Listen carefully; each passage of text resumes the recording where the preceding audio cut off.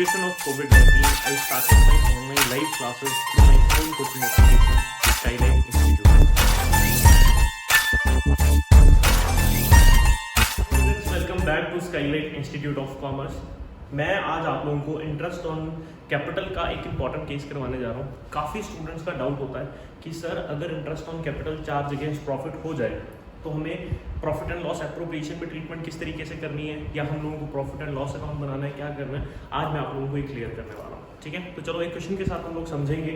देखिए, सबसे पहले A and B are partners sharing profits and losses in 5:3. Their capital as on 1 April 2019 were A की capital आपके पास है 30,000, बी की कैपिटल है 40,000. They agreed to allow interest on capital at 12% per annum and charge on drawing at 15% per annum. दोनों cases में आप लोगों को रेट्स गिवन है, इंटरेस्ट ऑन ड्राइंग के भी, इंटरेस्ट ऑन कैपिटल का भी. इसके बाद है the profit of the firm for the year ended 31 March 2020 before all adjustment were ₹6300. आपका जो प्रॉफिट है वो सारी एडजस्टमेंट से पहले है कितना, 6300. The drawings made by A and B were ₹1,000 and ₹2,000 during the year. आपके पास यहाँ इंटरेस्ट ऑन ड्राइंग का कोई अदर केस नहीं है, बल्कि आपको टोटल ड्राइंग्स गिवन है. एनुअल ड्राइंग आप लोगों के पास है 1,000 and 2,000. उसके बाद the interest on capital will be allowed even if the firm इनकर अ लॉस. ये है वो केस जहां से हम लोगों को पता चलता है कि जो हमारा इंटरेस्ट ऑन कैपिटल है वो चार्ज अगेंस्ट प्रॉफिट है. इस स्टेटमेंट से हम लोगों को ये चीज क्लियर होती है. तो चलो हम लोग ट्रीटमेंट सीखते हैं कि जब कभी भी हमें पता चले कि interest on capital charge against profit है तो हमें सबसे पहले क्या बनाना है. चलिए स्टार्ट करेंगे. सबसे पहले आप लोग बनाओगे profit and loss account for the year ended 31 March 2020. ठीक है, ऐसे ही पर्टिकुलर अमाउंट आप लोग लिख लोगे. अब देखो बेटा, आपके पास प्रॉफिट गिवन है. प्रॉफिट क्या गिवन है? For the year ended before all adjustments, यानी आपने ना तो भी इंटरेस्ट ऑन कैपिटल अलाउ किया और ना ही इंटरेस्ट ऑन ड्राइंग अभी तक आप लोगों ने चार्ज किया है. कुछ भी करने से पहले आपके पास प्रॉफिट जो है वो 6300 के है. तो सबसे पहले तो आप यहाँ पे क्या लिखोगे, बाय प्रॉफिट बिफोर इंटरेस्ट आपके पास कितना है 6300. अब आपको इंटरेस्ट ऑन कैपिटल कितना रेट गिवन है 12%. तो 12% आपको कैलकुलेट करना है आपकी कैपिटल्स के ऊपर. कैपिटल है आपके पास 30,000 ए की एंड 40,000 बी की. तो 30,000 का 12% 3600, ऐसे ही 40,000 का 12% 4800. तो आप लोग डेबिट साइड लिखोगे तो इंटरेस्ट ऑन कैपिटल 3600 4800 टोटल आ जाएगा 8400. ठीक है, ये डेबिट क्यों हुआ? क्योंकि ये चार्ज अगेंस्ट प्रॉफिट है, तो आप लोगों को प्रॉफिट एंड लॉस अकाउंट में इसको डेबिट साइड आता है. देखिए, अब दोनों साइड से देखिए कौन सी साइड पड़ी है. आपके पास डेबिट साइड पड़ी है, इट मीन्स कि यहाँ पे भी आपका लॉस आ गया. अब ये एक तो केस था कि सर अगर हमारा interest on capital charge against profit है तो क्या करना है. अब यहाँ पे एक और एडिशनल केस आ गया कि आपका इंटरेस्ट ऑन कैपिटल तो चार्ज अगेंस्ट प्रॉफिट है, इसके साथ साथ आपको प्रॉफिट एंड लॉस में भी आपका नेट लॉस आ रहा है जो आपने ट्रांसफर करना है पार्टनर्स को. तो इसकी ट्रीटमेंट किस तरीके से होगी आगे कंटिन्यू करते हैं. देखो, तो साइड में हम लोग नीचे टोटल लिख लेंगे 8400. हमारे डेबिट साइड का अमाउंट जो है वो बड़ा है, तो हम लोग क्या करेंगे 8400 माइनस 6300. यहाँ पे आप लिखोगे by profit and loss appropriation account 2100. ये 2100 रुपीज जो है ये हम लोग कहाँ ट्रांसफर कर रहे हैं, profit and loss appropriation account में. चलिए बनाते हैं profit and loss appropriation account. देखो, सबसे पहले सेम तरीके से करेंगे, फॉर्मेट्स आप लोगों को बनाने हैं प्रॉपर. इसके बाद क्या करेंगे, जो भी अमाउंट यहाँ पे है हम लोगों को डेबिट से ट्रांसफर करना है इस पर, क्योंकि हमारे पास क्या आ रहा है, हमारे पास लॉस आ रहा है प्रॉफिट एंड लॉस अकाउंट में.